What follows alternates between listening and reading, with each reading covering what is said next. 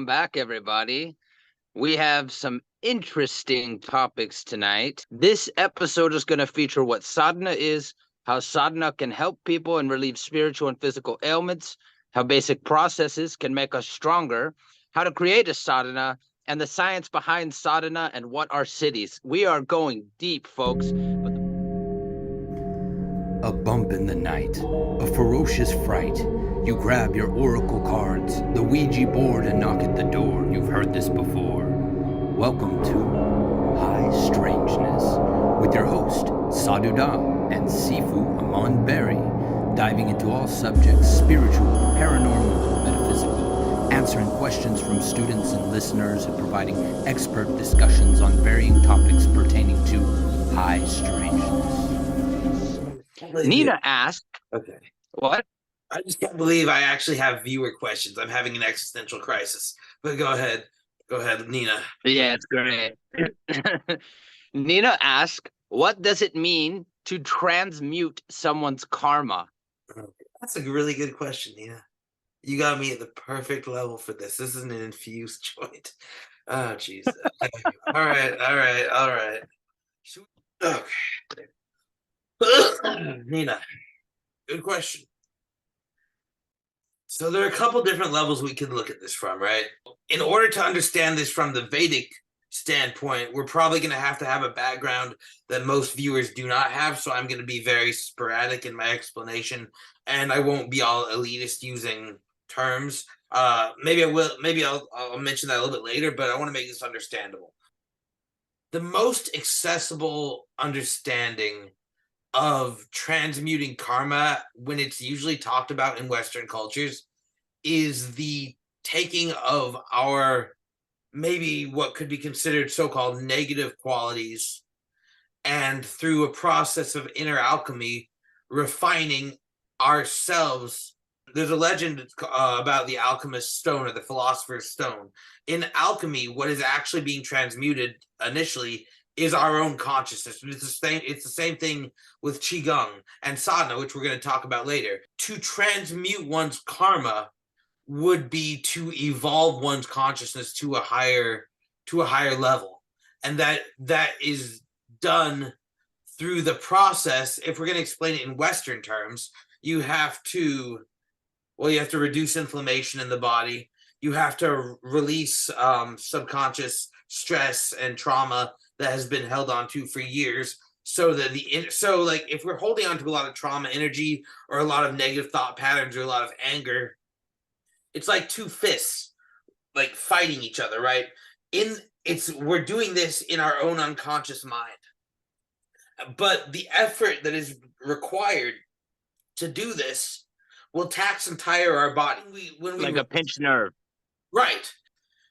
When we stop, when we release the trauma, when we oxygenate ourselves, when we stretch our body, when we lower our blood pressure, all through which things we're going to talk about later, what that allows us to do is it allows our body to naturally process that which we have been through, allowing us to, in a very Taoist way, to essentially open up like a flower, grow into the highest potential of ourselves. So, like for me, for instance, I used to be a pretty harsh and angry person. I went through a process of internal transmutation of my karma, and I shifted.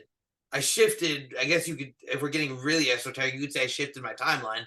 But what really happened was I let go of that which was holding me back, and I honestly became more of who I always was. The same way that we blossom that flower and open it in transmuting that karma in an internal alchemized way, right, we could also say that in this instance, the way the flower opens and spreads its pollen, we are giving back the karma that never rightfully belonged to us, that we accepted into our own energetic body and allowed to integrate with our soul self. Could we say this as well?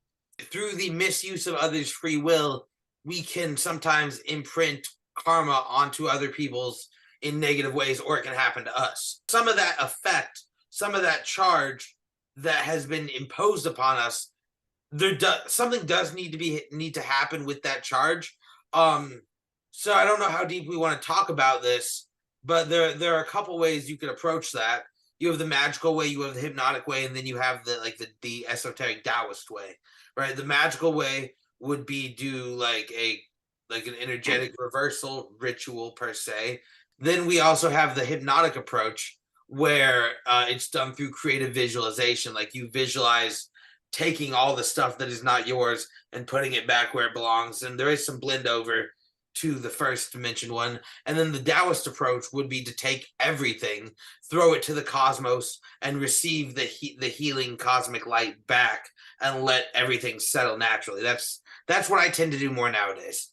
I feel like we've covered the outer concept of transmuting karma in an understandable way, and we can move on to our next question, which John asked, what is a Hunpeon?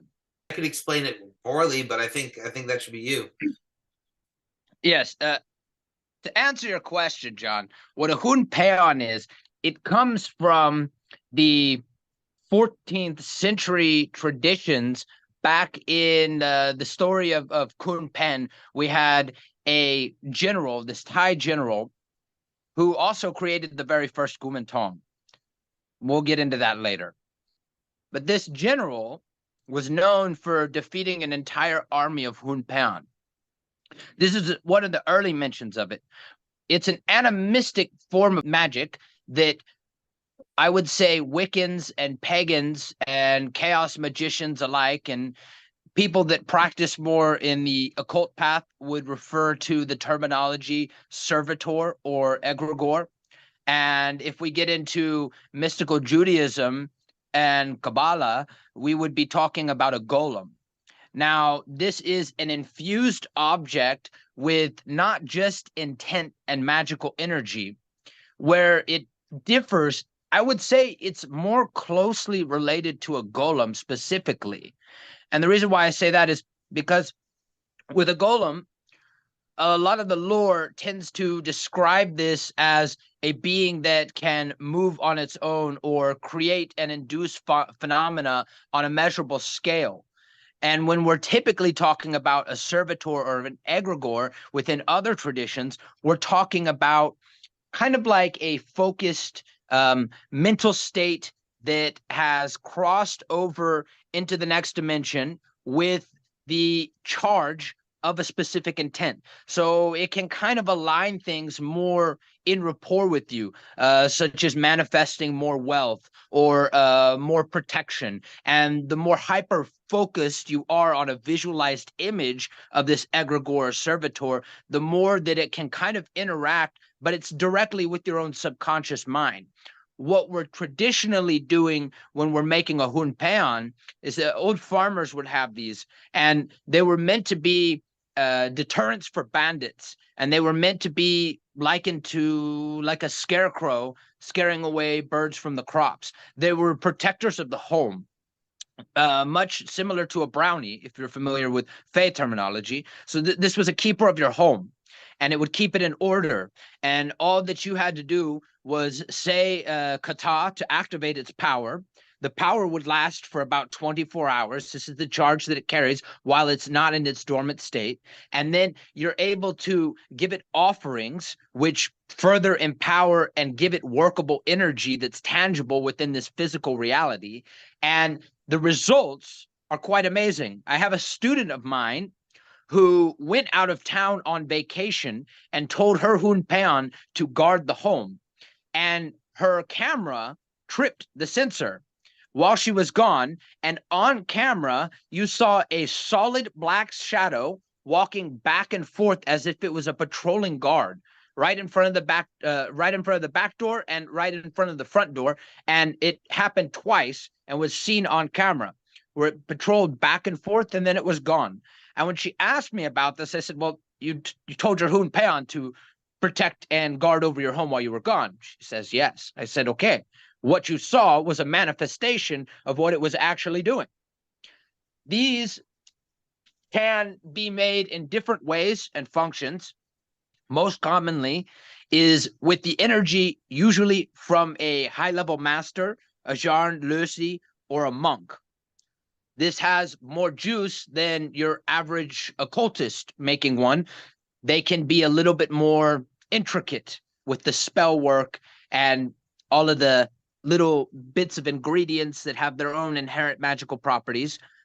But the interesting versions of these that are made are a little bit controversial. And I would love to hear what Amun has to say about this once I finish describing this and why you think somebody would do this, because I know you have a good answer for this. Sometimes monks will go to prisoners on death row and they will bring essentially a consent form with them. And they will say, if you allow us, once you're executed, to take part of your hair, part of your bone, part of your flesh, part of your blood, you let us to take ingredients from you, pry, ghost ingredients from you, to make a special hunpeon. We are going to help transcend the karma of your crimes while you were here in this life. And when you were reborn, eventually, it's going to have been like a spiritual debt worked off, and you're going to have better karma than you would have just going ahead and saying no and taking your chances of your own on that journey. What do you think about monks approaching people on death row and asking to use their body to make amulets? Well, we have to have a discussion about why even do that, right? So this is some old magic stuff, like real old magic stuff. Complicated, but I can get into it a bit. There's a concept called prana, life force, or essence, right? In all old folk traditions, there's always sayings of, you should guard where you put your nails, where you put your hair, where you defecate, even in the Hawaiian tradition, because all of these things have a deep connection to you.